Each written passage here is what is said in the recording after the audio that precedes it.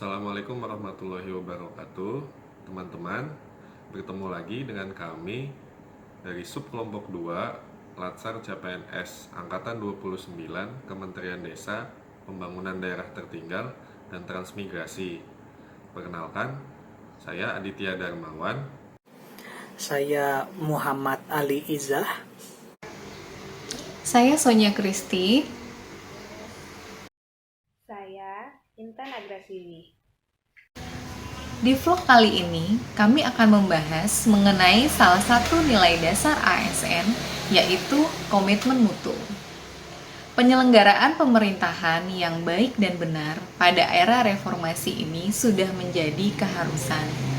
Berbagai upaya telah dilakukan untuk mewujudkan hal tersebut, meskipun pada implementasinya hal tersebut belumlah sesuai dengan harapan. Nah, kembali lagi tentang pembahasan komitmen mutu. Sebenarnya apa sih komitmen mutu itu?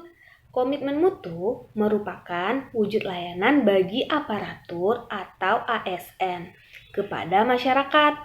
Dan pekerjaan tersebut harus berdasarkan internalisasi konsep aneka, akuntabilitas, nasionalisme, etika publik, komitmen mutu, dan anti korupsi. Karena bersentuhan langsung dengan penerima manfaat layanan, yaitu masyarakat. Dalam komitmen mutu terdapat 7 indikator nilai. Di antaranya ada efisien, efektif, inovatif, mutu, adaptif, responsif, dan perbaikan berkelanjutan. Kenapa komitmen mutu itu penting? Aktualisasi nilai-nilai dasar komitmen mutu dalam pelaksanaan tugas aparatur akan mendorong terciptanya iklim atau budaya kerja unggul yang dapat menumbuhkan keberanian untuk menampilkan kreativitas dan inovasi. Dengan demikian, pergeseran orientasi kerja diharapkan dapat memotivasi aparatur untuk mengubah perilaku dan memunculkan mindset baru.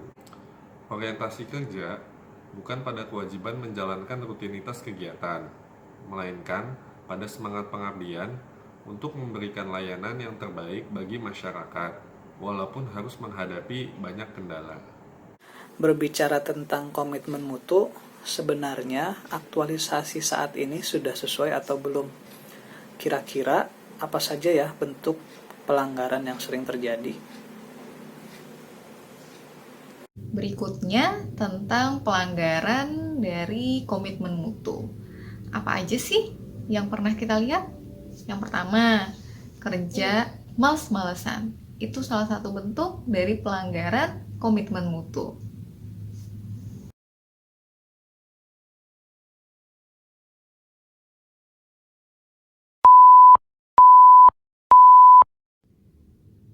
Bagaimana yang seharusnya? Seharusnya kita itu harus bekerja dengan rajin, tetapi efektif dan efisien.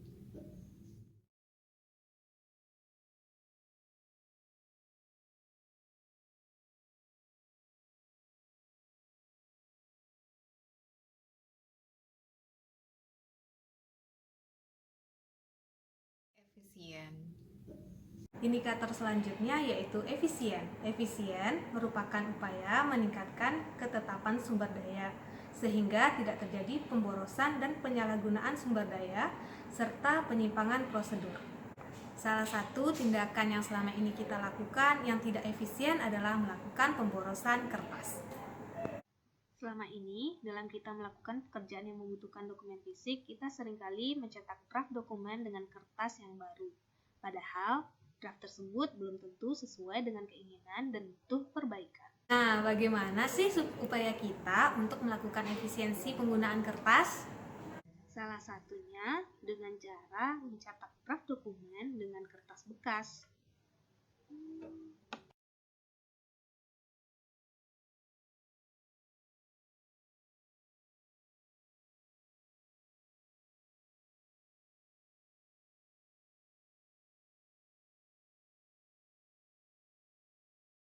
Selanjutnya, kita bahas mengenai pelanggaran terhadap inovasi.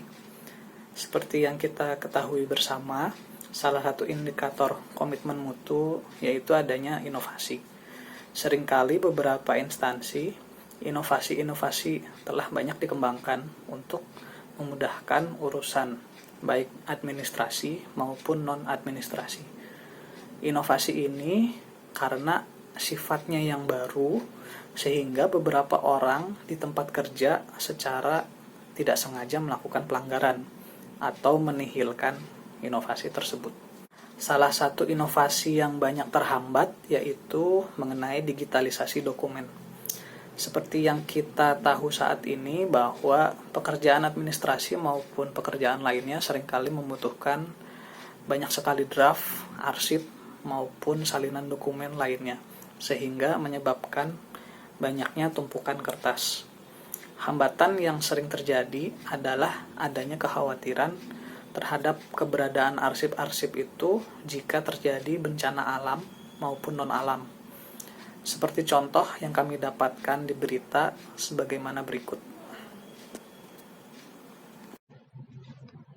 Diberitakan dalam kompas.id bahwa ruangan arsip di kantor Badan Pertanahan Nasional di Klaten, Jawa Tengah mengalami kebakaran. Hal ini berpotensi menimbulkan kekhawatiran bagi warga karena menyangkut arsip mengenai tanah, terutama dalam hal kepemilikan tanah. Sekarang, kita tahu bahwa digitalisasi dokumen ini penting bagi instansi. Namun, saat ini potensi terjadinya pelanggaran terhadap inovasi tersebut dalam hal digitalisasi dokumen ini masih sangat besar karena adanya keterbatasan SDM dari lingkup ASN sendiri dalam hal pengetahuan digitalnya. Seperti contoh yang kami dapatkan dalam berita sebagaimana berikut.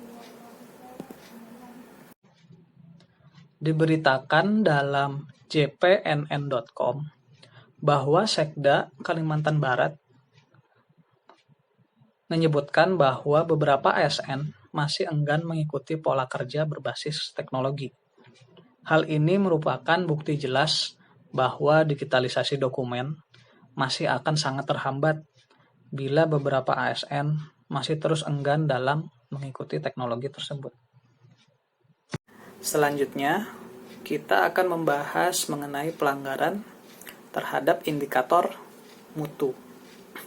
Seperti yang kita ketahui bersama bahwa mutu merupakan salah satu indikator dari komitmen mutu. Dalam hal dunia ASN yang kerap kali berhubungan dengan persuratan, tentunya mutu dan kualitas surat menjadi penting karena hal tersebut bisa jadi faktor yang mencerminkan kewibawaan suatu instansi. Dengan melaksanakan persuratan sesuai aturan, serta sesuai dengan Pedoman Umum Ejaan Bahasa Indonesia, maka itu menjadi bukti konkret bahwa instansi ini bersungguh-sungguh dalam melaksanakan pemerintahan. Salah satu sorotan mengenai persuratan sempat masuk dalam berita yang kita bahas sebagai berikut. Diberitakan dalam sultangraya.com bahwa Asisten 1 Bidang Pemerintahan dan Politik Sekda Pemprov Sulteng menyesalkan bahwa ASN kerap kali masih menemukan yang banyak belum memahami administrasi persuratan resmi yang baik. Dia menyoroti beberapa hal yang sering keliru dalam surat, antara lain warna lambang di kop surat, pengaturan margin, dan pengaturan spasi. Di era pandemi COVID-19 yang belum mereda ini, kami, para ASN dituntut untuk tetap adaptif, tetap produktif, dan menjunjung tinggi komitmen mutu atas pekerjaan. Salah satu kegiatan yang rutin kami lakukan untuk menjaga mutu dari pekerjaan yaitu dengan melakukan rapat koordinasi. Rapat koordinasi secara tatap muka di era pandemi COVID-19 ini sangat berisiko sekali. Upaya untuk memutus rantai penyebaran COVID-19, rapat dilakukan dengan metode virtual menggunakan aplikasi Zoom Meeting. Dengan begitu, koordinasi tetap berjalan, dan komitmen mutu tetap terjaga. Lalu, apalagi ya pelanggaran yang pernah terjadi? Salah satunya adalah tidak responsif dan tidak mengerjakan tugas yang ditugaskan oleh atasan. Itu sering ya kita lihat. Pak, tugasnya besok aja ya Pak, saya nggak sempat nih Pak. Iya, gimana dong Pak, saya nggak bisa nih ngerjainnya. Bagaimana yang seharusnya? Seharusnya itu seorang ASN haruslah responsif, yaitu cepat dalam membantu mengerjakan tugas yang diberikan kepadanya. Pak, ya tugasnya sudah saya email ya Pak. Iya betul Pak. Iya betul Pak. Ya siap Pak. Siap. Makasih Pak. Indikator yang terakhir tentang komitmen mutu adalah perbaikan berkelanjutan, yang mana maksud dari perbaikan berkelanjutan adalah upaya atas cara, kerja, atau pelayanan yang telah ada sebelumnya. Setelah melakukan perbaikan efisien tentang paperless, kita dapat meningkatkannya ke arah digitalisasi dokumen, khususnya digitalisasi tanda tangan, agar dokumen yang kita buat diakui dan sah. Nah, sudah jelas ya teman-teman, apa saja bentuk pelanggaran dari nilai komitmen mutu. Dan sudah seharusnya kita sebagai seorang ASN berkomitmen untuk melaksanakan nilai-nilai dasar dari ASN itu sendiri. Saya Aditya Darmawan. Saya Muhammad Ali Izzah. Saya Sonia Kristi. Saya Intan Agrasiwi. Sampai ketemu di vlog selanjutnya. Vlog selanjutnya. Sampai ketemu.